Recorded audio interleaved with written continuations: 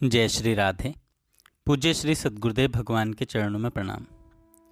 पूज्य श्री सेठ जयदयाल गोयनका जी कहते हैं, ध्यान सहित नाम जप की महिमा। जो लोग भगवान के भजन ध्यान रूप साधन के रहस्य को नहीं जानते, वे लोग थोड़े ही दिनों में साधन से ऊब जाते हैं और कुछ तो साधन को छोड़ भी देते हैं। जैसे कोई विद्या पढ़ता हुआ बालक खेल तमाशे में आसक्त या इम्तिहान में फेल होने के कारण अथवा और किसी कारण से उकताकर विद्या के अभ्यास को छोड़ने पर विद्या रूपी धन से वंचित रह जाता है, वैसे ही भगवत प्राप्ति रूप अमूल्य रत्न से वंचित रह जाते हैं। वैसे ही वे भगवत प्राप्ति रूप अमूल्य रत्न से वंचित रह जाते हैं। कोई कोई साधक मंद साधन करते भी रहते हैं और पूछने पर वे ऐसा कहा करते हैं कि जब हम भजन ध्यान करने के लिए बैठते हैं तब संसार के संकल्प, निद्रा और आलस्य आदि आ घेरते हैं, अतएव विशेष आनंद नहीं आता। इसलिए उससे रुचि हटकर हमारा साधन ढीला पड़ गया। वे लोग भजन ध्यान के द्वारा आरंभ में ही पूर्ण आनंद का अनुभव करना चाहते हैं। यह भारी भूल है। अभी तो भजन ध्यान का जैसा साधन होना चाहिए वैसा साधन ही नहीं हुआ, फिर आनंद कैसा। हाथ से माला फेरते हैं, मुख से राम राम कहते हैं और मन से संसार के विषयों का चिंतन करते हैं। यह तो संसार का भजन है, राम का नहीं। कि कर में तो माला फिरे, जीभ फिरे मुख माए, मनवा तो चहुँ दिसि फिरे, यह तो सुमिरन नाए। किसी किसी के हाथ से माला गिर जाती है और निद्रा के वशीभूत होकर वे आसन पर ही ऊँघते रहते हैं। वे भगवान के उपासक नहीं हैं, निद्रा देवी के उपासक हैं। ऐसे लोग असली आनंद से बहुत दूर हैं। उनका मन ही उनको धोखा दे रहा है। वास्तव में भजन ध्यान के प्रभाव और रहस्य को उन लोगों ने नहीं समझा। भजन ध्यान के प्रभाव और रहस्य को समझ लेने पर निद्रा, आलस्य और संसार की स्फूर्णा की तो बात ही क्या है, खान पान की भी चिंता नहीं रह सकती। रात दिन भजन ध्यान की ही धुन सवार हो जाती हैं। जैसे रुपयों के प्रभाव से मोहित हुए व्यापारी, वैद्य, डॉक्टर, वकील, बैरिस्टर आदि सभी लोग विषय संपत्ति को प्रधान समझने वाले समय को धन कमाने में ही व्यय करते हैं। इससे अतिरिक्त उनको दूसरी बात अच्छी ही नहीं लगती। वैसे ही उनको भी भगवत भजन के सिवा और कोई चीज़ अच्छी नहीं लगती। उनको तो मधुर से भी मधुर और पवित्र से भी पवित्र ध्यान सहित हरि का नाम ही मंगलमय प्रतीत होता है। इस घोर कलिकाल में सुख साध्य और सर्वोत्तम साधन ध्यान सहित भगवान का भजन ही है। ब्रह्मा से लेकर स्तंभ पर्यंत सारा संसार क्षण भंगुर और नाशवान है। केवल एक विज्ञानानंद घन परमात्मा ही सत वस्तु हैं। इसलिए जो सदा सर्वदा हम लोगों को भगवान का भजन ध्यान करना ही सिखलाता है, वही माता पिता, गुरु एवं हमारा सच्चा बंधु है। संसार में इससे बढ़कर हमारे लिए और कोई भी आवश्यक कार्य नहीं है। श्वास का कुछ विश्वास नहीं। इसलिए जब तक स्वास्थ्य अच्छा है, वृद्ध अवस्था और मृत्यु दूर है, तभी तक जो कुछ करना हो अति शीघ्रता के साथ कर लेना चाहिए। अहो, भयंकर कष्ट है, भारी आपत्ति है, जो कि विषय रूपी कांच के लिए भजन ध्यान रूपी अमूल्य रत्न को लोग बिसार रहे हैं। प्रिय साधकों, उठो, जागो, सावधान हो जाओ और अमृतमय हरि के नाम और गुणों को कानों के द्वारा सुनो तथा वाणी के द्वारा कीर्तन करो और मन से उनके स्वरूप का ध्यान करो। संपूर्ण संसार के भोगों को तृण के समान त्याग कर शरीर से भगवान की सेवा करो और अपने इस अमूल्य समय को अमूलक कार्य में ही उपयोग करो। कर्मों का अनुष्ठान करते समय भी चित्त से भगवान को मत भूलो। पाप, प्रमाद और आलस्य में दुख और दोषों को देखकर इनसे दूर हटो। विषय आसक्त नास्तिक और प्रमादी पुरुषों के नज़दीक भी मत जाओ और दीन दुखी मनुष्यों की सेवा करो। मान, प्रतिष्ठा, कीर्ति को कलंक के समान समझो। शम दम तितिक्षा आदि अमृतमय साधनों का सेवन करो।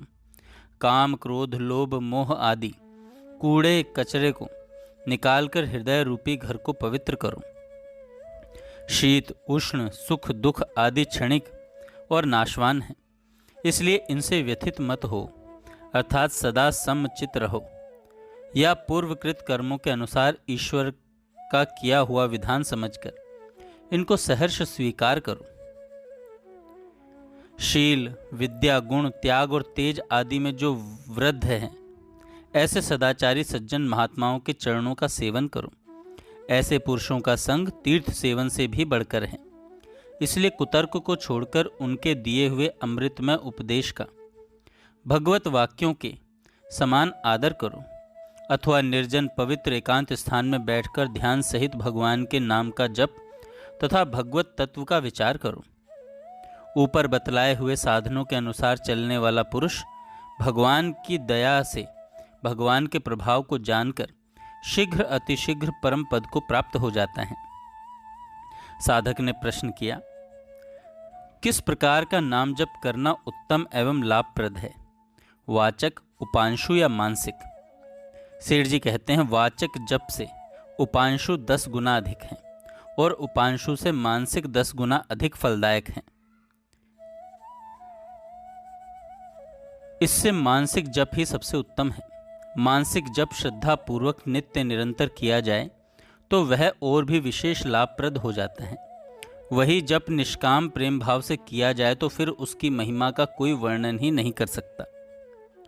साधक ने प्रश्न किया, क्या केवल नाम जप से ही इष्ट देव के स्वरूप का दर्शन हो सकता है? दूसरा प्रश्न है, जप के साथ साथ इष्ट देव के स्वरूप का चिंतन करना भी आवश्यक है? सेठ जी उत्तर में कहते हैं, पहले प्रश्न का श्रद्धा पूर्वक प्रेम से किए हुए केवल जप से भी भगवान का साक्षात दर्शन हो सकता है। महर्षि पतंजलि ने कहा है, इष्ट देव के नाम के जप से इष्ट देव का साक्षात दर्शन होता है। यदि इष्ट देव का निरंतर चिंतन करते हुए उपयुक्त प्रकार से जप किया जाए तो उसकी प्राप्ति और भी शीघ्र हो जाती है। इसलिए जप के साथ साथ भगवान के स्वरूप का चिंतन अवश्य करना चाहिए। महर्षि पतंजलि कहते हैं, उस परमेश्वर के नाम का जप और उसके अर्थ का यानी स्वरूप का चिंतन करना, इसी का नाम ईश्वर प्रणिधान एवं ईश्वर की शरण समझना चाहिए। इससे सब विघ्नों का नाश एवं परमात्मा के स्वरूप की प्राप्ति भी हो जाती है। साधक ने प्रश्न किया, जप के सात्विक राजस और तामस 3 भेद किस कारण से होते हैं?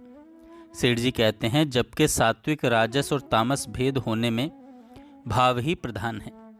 श्रद्धा प्रेम तथा निष्काम भाव से भगवत प्रीत्यर्थ किया हुआ जप सात्विक समझा जाता है। इस लोक और परलोक के भोगों की प्राप्ति के लिए एवं मान बढ़ाई प्रतिष्ठा के लिए किया हुआ जप राजसिक समझा जाता है। दूसरों के अनिष्ट के लिए अज्ञान पूर्वक किया हुआ जप तामसी समझा जाता है।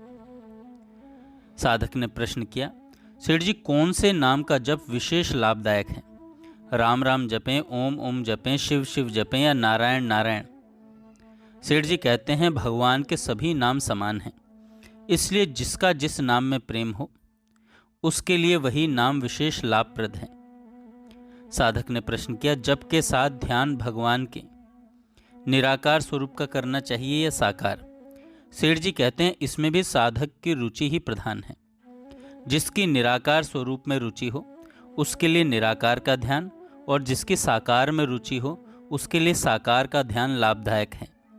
निराकार और साकार को व्यापक अग्नि और प्रज्वलित अग्नि की भांति अभिन्न रूप समझकर उसके रहस्य और प्रभाव को जानते हुए जो निराकार के सहित साकार का ध्यान करता है वह सर्वोत्तम है।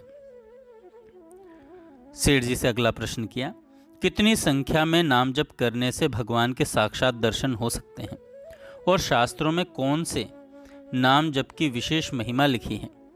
उत्तर में सेठ जी कहते हैं, संख्या के विषय में सब जगह एक नियम नहीं मिलता, किंतु भगवान के नाम जप की महिमा अधिकांश में सभी शास्त्रों में पाई जाती है। कलि संतरणों उपनिषद में लिखा है, हरे राम राम राम हरे हरे, हरे कृष्ण कृष्ण कृष्ण हरे हरे। इस षोडश नाम वाले मंत्र का 3.5 करोड़ जप करने से सब पापों का नाश होकर परमात्मा की प्राप्ति हो जाती है। रामायण में श्री राम नाम की, श्रीमद् भागवत में श्री कृष्ण नाम की एवं महाभारत में गोविंद, हरि, नारायण, वासुदेव आदि बहुत से नामों की तथा श्रुति स्मृतियों में ओम तत्सत आदि नामों के जप की विशेष महिमा है। ऐसे ही प्रायः सभी नामों की शास्त्रों में जगह जगह महिमा गाई गई है। कली के अत्यंत उग्र पाप जो कि मनुष्यों को नरक की पीड़ा देने वाले हैं, श्री कृष्ण का एक बार भी भली प्रकार स्मरण करने से तुरंत विलीन हो जाते हैं। ऐसा श्रीमद् भागवत में आया है, विष्णु पुराण में आया है ऐसा।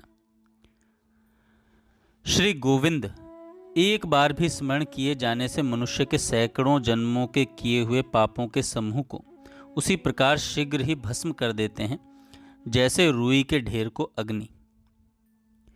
दुष्ट चित्त पुरुषों द्वारा भी स्मरण किए जाने पर भगवान श्री हरि उनके समस्त पापों को हर लेते हैं, जैसे अग्नि अनिच्छा से स्पर्श करने पर भी जला ही डालती है। हरि के नाम का जप करने से जितने पाप नष्ट हो सकते हैं उतने पाप संसार में हैं ही नहीं। इसलिए अधिक पापों के भय से अन्य प्रायश्चित्तों का करना व्यर्थ बतलाया है। हे मुनिश्रेष्ठ, भगवान के नाम का जप करने वाला मनुष्य यदि आचारहीन, भक्तिहीन तथा निंदनीय भी है तो भी उसको क्या भय है, क्योंकि नारायण शब्द के उच्चारण मात्र से वह पाप रहित होकर परम अविनाशी गति को प्राप्त हो जाता है। जानकर अथवा बिना जाने भी वासुदेव का कीर्तन करने से समस्त पाप जल में पड़े हुए लवण के समान लीन हो जाते हैं। विष्णु पुराण में आता है, जिसके नाम का विवश होकर भी कीर्तन करने से पुरुष सिंह से डरे हुए गीदड़ों के समान संपूर्ण पापों से तुरंत मुक्त हो जाता है। जिसने भी एक बार भी हरि इन 2 अक्षरों का उच्चारण किया है उसने मानो मोक्ष की ओर जाने के लिए कमर कस ली है। इस प्रकार नाम के जप की महिमा शास्त्रों में स्थल स्थल पर भरी पड़ी है। लेख का कलेवर बढ़ जाने के संकोच से शास्त्रों के वाक्यों का विस्तृत उल्लेख नहीं किया गया। हरि के नाम की महिमा को अर्थवाद नहीं समझना चाहिए। जो कुछ महिमा शास्त्रों में लिखी है वह ध्रुव सत्य है, परंतु श्रद्धा और प्रेम की कमी के कारण नाम का प्रभाव समझ में नहीं आता और फल भी पूरा नहीं मिलता। जय श्री राधे।